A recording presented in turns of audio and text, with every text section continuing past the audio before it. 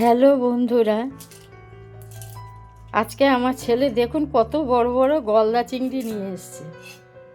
এই মাছগুলো এখন আমি কাটছি, কেটে তারপর এটাকে নুন হলুদ মাখিয়ে রেখে তারপরে এটাকে মালাইকারি বানিয়ে আপনাদের সঙ্গে শেয়ার করব।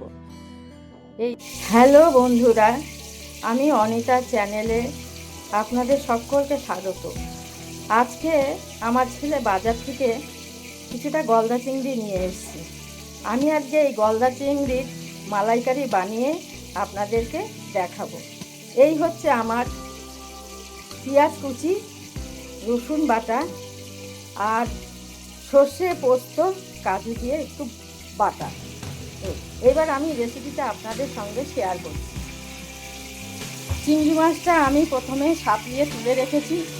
এবার আমি কড়াইয়ের মধ্যে পেঁয়াজ দিয়ে দিলাম। পেঁয়াজটা ভালো করে ভাজা করে একটু পেঁয়াজটা ভালো করে ভাজা করে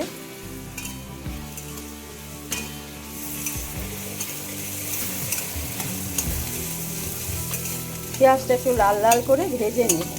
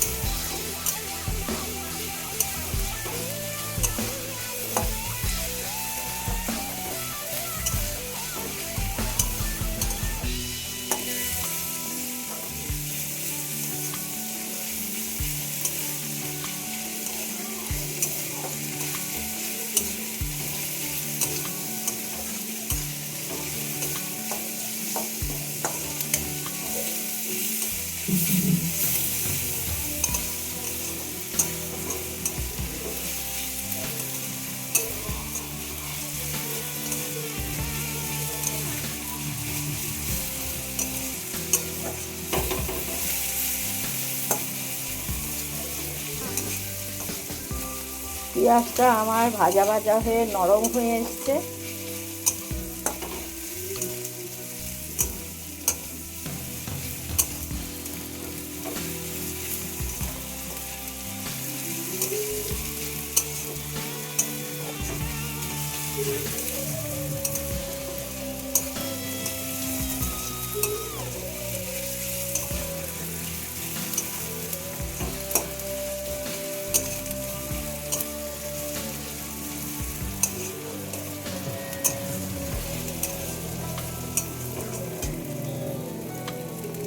এইবার আমি এর মধ্যে 1 চামচ রসুন বাটা দিয়ে দিলাম। এবার এইটাকে ভালো করে আবারও ভালো করে ভাজা করে নেব, যতক্ষণ না রসুনের গন্ধটা মেল্ট না হয়।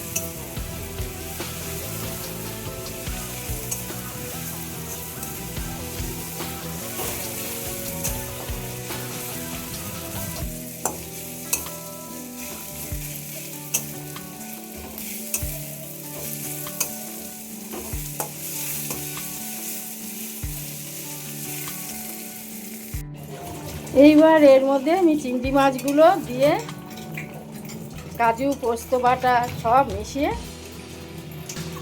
বানিয়ে নিলাম চিংড়ি মাছের মালাইকারি। এই হলো আজকে আমার রেসিপি, চিংড়ি মাছের মালাইকারি।